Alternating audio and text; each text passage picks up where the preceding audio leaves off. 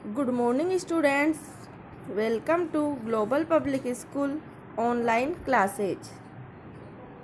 कल हम आपकी पाठ्य पुस्तक क्षितिज भाग 2 का द्वितीय चैप्टर राम परशुराम लक्ष्मण संवाद का अध्ययन कर रहे थे। उसके हम 2 पद पढ़ चुके थे। आज उसका तृतीय पद का अध्ययन करेंगे। इसकी रचना महान लेखक और साहित्यकार तुलसीदास जी ने की थी। ये रामचरितमानस के बालकांड से लिया गया है। तृतीय पद इस प्रकार है। बीएससी लखनऊ बोले मृदुबानी, अहो मुनीसु महाभटमानी। पुनि पुनि मोहि देखाव कुठारा, चहत उडावन फूकी पहारू। इहा कुंभट बतिया कोहू नाई, ते तर्जनी देख मरी जाई। देखी कुटारू सरासन बाना,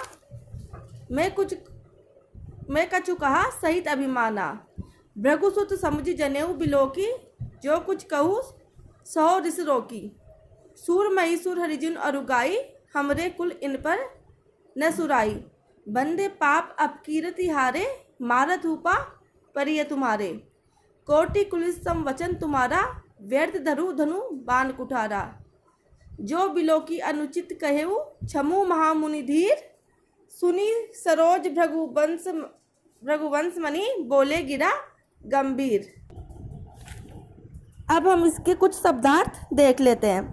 बिहसी हंसकर, मृदु मीठी या कोमल, बानी वाणी, मुनिसु महामुनि, महाभट महान वीर या योद्धा, मानी मान लिया, पुनि पुनि बार बार, मोही मुझे, देखाओ दिखाते हो, चहत चाहते हो, पहाड़ू पर्वत या पहाड़, कुंभड़पतिया छुई मुई के समान निर्बल व्यक्ति, कोऊ कोई, जे जो, तर्जनी अंगूठे के पास वाली अंगुली, कुठारू कुल्हाड़ा या फरसा, सरासन धनुष बाना वाण, अभिमाना अभिमान गर्व, भृगुसुत भृगु के पुत्र, जनेऊ ब्राह्मणों द्वारा धारण किया जाने वाला पवित्र धागा, बिलोकी देखकर, सहो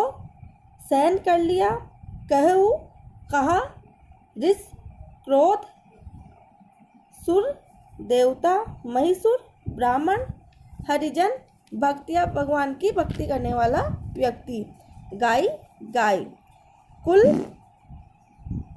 परिवार, सुराई वीरता दिखाना, बंदे मार देने पर, अपकीर्ति अपयश, मारतहु मारने पर भी,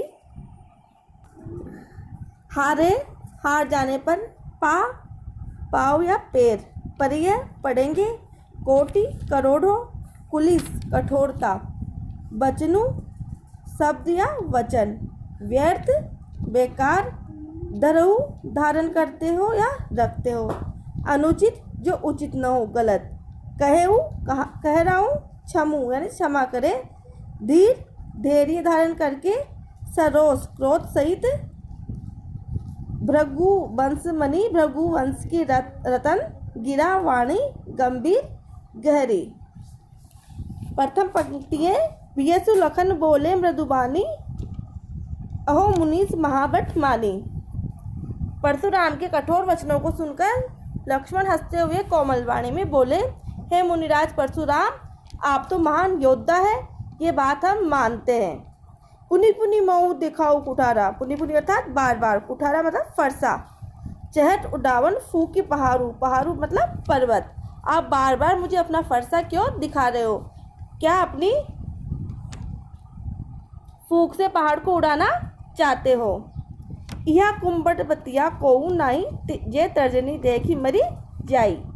यहाँ पर कोई छुई मुई के समान निर्बल नहीं है जो आपकी तर्जनी अंगुली देखकर कुंभला जाएगा या मर जाएगा। मैं आपकी इन बातों से डरने वाला नहीं हूँ। देखी कुठारू सरासन बाना, मैं कछु कहा सहित अभिमाना। हे मुनि, आपके हाथ में कुल्हाड़ा तथा धनुष बाण देखकर मैंने अभिमान पूर्वक कुछ कह दिया। मुझे लगा कि मेरे सामने कोई वीर योद्धा खड़ा है।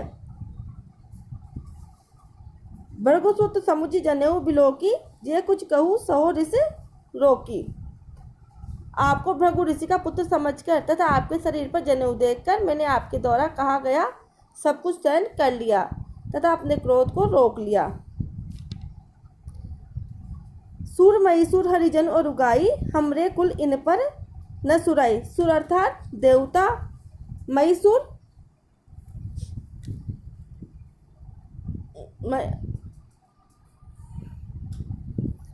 हे मुनिवर, अपने कुल की परंपरा के अनुसार हम क्षत्रिय देवता, ब्राह्मण, भक्त और गाय पर वीरता नहीं दिखाते।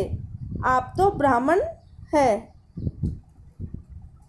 बंदे पापू अब कीरति हारे, मारत ऊपा परिय तुम्हारे।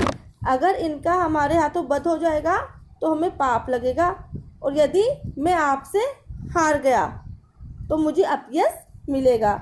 अतः यदि आप मुझे मार भी दे तो भी मैं आपके चरणों में पड़ा रहूँगा। मारत ऊपा परिय तुम्हारे, अगर आप मुझे मार भी दे तो भी मैं पाया नहीं, पैर या चरण में पड़ा रहूँगा। कोटि कुलिस समूह वचन तुम्हारा, व्यर्थ धरु धनु बाण कुठारा। फिर आगे लक्ष्मण व्यंग्य पूर्ण भाषा में बोलते हैं, हे मुनिराज, आपके मुख से निकले हुए शब्द कठोर वज्र के समान है। आप बेकार में धनुष, बाण और फरसा धारण करते हो।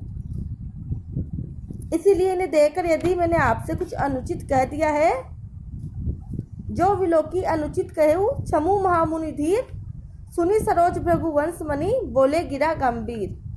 इसलिए इन्हें देखकर यदि मैंने आपसे कुछ अनुचित कह दिया है तो हे धैर्यवान मुनिवर, आप मुझे क्षमा करें।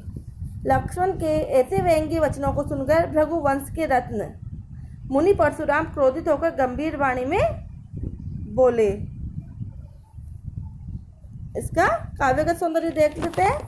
कोमल शब्दों में व्यंग्य बाणों का तीक्ष्ण प्रहार दर्शनीय है। लक्ष्मण का वाक चातुर्य प्रशंसनीय है। अवधि भाषा का प्रयोग है। मुहावरे के प्रयोग से सौंदर्य की वृद्धि हुई है। तत्सम तद्भव शब्दावली का सुंदर प्रयोग है। देखो, तत्सम तद्भव शब्दावली का प्रयोग तो काव्य के मतलब सब कवियों की रचनाओं में किया गया है। काव्यगत सौंदर्य में ये एक लाइन तो हम सब कवियों की रचनाओं के काव्यगत सौंदर्य में लिख सकते हैं। अनुप्रास एवं वक्रोक्ति अलंकार की छटा दर्शनीय है। पुनरुक्ति प्रकाश, पुनि पुनि में पुनरुक्ति प्रकाश है। अलंकार का प्रयोग देखते ही बनता है। गेयता परिलक्षित है। चौपाई एवं दोहा छंद का सुंदर प्रयोग है।